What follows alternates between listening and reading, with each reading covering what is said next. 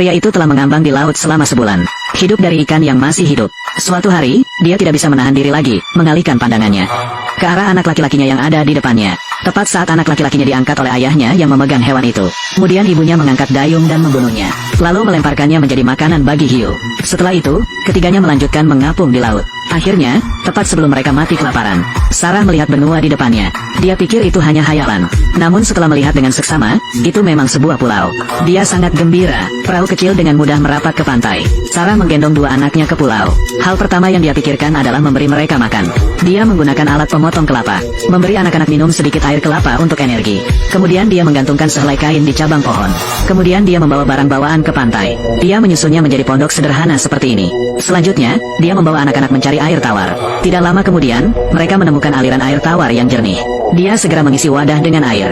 Kemudian, mereka melihat ada pisang, pepaya, bahkan singkong di sini.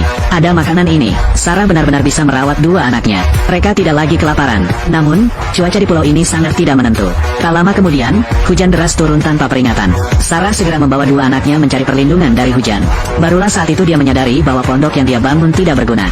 Tanpa pilihan lain, dia menggunakan selimut untuk melindungi dua anaknya. Sementara dia berdiri di luar dan terkena hujan. Menunggu hujan reda, pondok mereka hancur tak berbekas. Sarah tahu dia harus membangun tempat perlindungan baru. Tiba-tiba, anak laki-laki itu berseru memanggil ibunya. Dia berbalik dan melihat, ada sebuah rumah kayu yang sudah ada. Dia segera masuk ke dalam. Dia dengan cepat melihat-lihat seluruh rumah.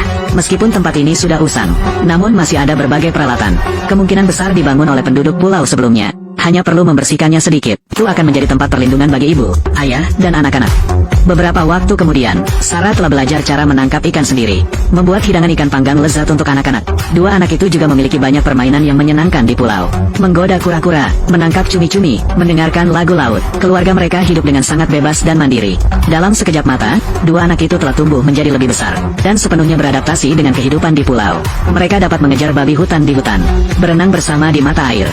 Hubungan antara dua saudara semakin erat setiap hari. Suatu hari, mereka memasukkan perahu ke batu bawah laut, untuk pergi memancing di laut. Tanpa disadari, mereka melihat tali lepas. Perahu kecil mereka terbawa ombak. Yang lebih menakutkan adalah ada seekor hiu mendekat. Mereka berdiri tegak di batu bawah laut, tidak berani bergerak. Sampai menjelang malam, adiknya yang cerdas menangkap seekor ikan besar. Dia melemparkannya ke laut sebagai umpan. Hiu mencium bau darah dan mendekat. Mereka baru-baru ini kembali dengan selamat. Siapa sangka, Sarah mengetahui kejadian itu dan sangat marah. Dia memperingatkan mereka untuk kembali ke rumah sebelum malam, karena laut di malam hari sangat berbahaya. Suatu hari, hujan lebat di pulau, rusak seluruh rumah mereka. Agar anak-anak tidak kehujanan, Sarah naik sendiri ke atap rumah untuk memperbaiki. Tidak disangka, dia jatuh sakit setelah insiden itu dan tidak bisa bangun lagi.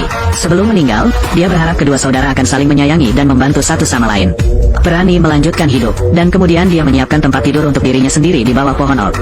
Meskipun Richard adalah anak yang dia adopsi, dia telah memperlakukan dia seperti anak kandungnya sejak dulu. Ibu dan anak berpelukan satu kali terakhir. Setelah itu, kedua anak itu mengubur ibu mereka di sana. Waktu berlalu dengan cepat. Dalam sekejap mata, anak laki-laki Richard telah tumbuh menjadi seorang pria dewasa yang tinggi besar. Lily juga tumbuh menjadi seorang gadis yang cantik. Mereka telah tinggal di pulau terpencil ini selama 20 tahun. Mencari telur emas adalah permainan favorit mereka. Agar kakaknya menang, Richard sengaja menyembunyikan telur emasnya. Lily bertanya di mana hadiah untuk pemenangnya. Dia pergi menyelam ke laut. Ketika dia kembali ke permukaan, dia memegang kerang. Dia membuka kerangnya, dan dia mengambil mutiara di dalamnya dan memberikannya kepada Lily. Ini adalah hadiah kemenangan. Lily melihat mutiara ini sangat indah. Jadi dia pulang dan membuat perhiasan untuk rambutnya. Richard diam-diam memandangnya dari luar, melihat tubuh yang anggun miliknya. Seorang pemuda yang sedang dalam masa pubertas. Tiba-tiba muncul perasaan aneh. Tubuhnya juga mengalami perubahan alami. Tapi dia tidak tahu apa itu. Untuk melepaskan perasaannya, dia mengambil papan selancar dan pergi mencari hiu sendirian. Bahkan ingin berenang bersaing dengan hiu itu, Raja Lautan. Dia dengan antusias menceritakan pemandangan itu kepada Lily. Ternyata, dia berkata bahwa dia terlihat bodoh seperti itu, karena mereka tidak mungkin mengalahkan hiu itu dalam berenang. Percayaan diri Richard terguncang. Saat bertengkar, mereka berdua jatuh ke tanah. Udara tiba-tiba menjadi sangat aneh saat itu. Keesokan harinya, saat mereka bangun, Lily menemukan selimutnya penuh dengan darah. Dia panik. Dia pikir dia menderita penyakit aneh. Lalu dia teringat ibunya pernah mengatakan, ini berarti bahwa dia telah menjadi seorang wanita. Terpikirkan itu, dia tersenyum tanpa sadar. Untuk menjaga jarak dari Richard, Lily mengusulkan bahwa mulai sekarang, mereka akan tidur terpisah. Namun, hubungan mereka malah semakin buruk. Mereka bahkan bertengkar setelah beberapa kata. Lily pergi ke makam ibunya untuk berbicara tentang kekhawatirannya. Richard bersembunyi di belakang dan mendengarkan diam-diam. Dia tidak tahan lagi dengan cara Richard melekat padanya seperti serangga. Mereka kembali bertengkar dengan keras. Richard marah dan pergi. Dia pergi sendirian ke sisi lain pulau.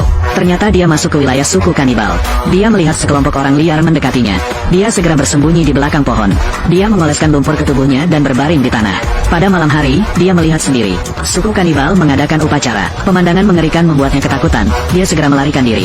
Baru pada pagi hari berikutnya, dia kembali. Pada saat itu juga, Lily khawatir dan mencarinya. Kamu baik-baik saja, aku senang sekarang. Aku berjanji tidak akan bertengkar lagi. Tidak pernah. Pada saat itu, mereka baru mengerti. Orang yang tersisa adalah orang yang paling mereka hargai. Di depan makam ibu, mereka memberikan cincin satu sama lain. Mereka resmi menikah di pulau terpencil ini. Selama beberapa bulan berikutnya, mereka tidak lagi bertengkar, tetapi hidup dengan bahagia dan manis. Hingga suatu hari, mereka melihat sebuah perahu layar dari kejauhan mendekat.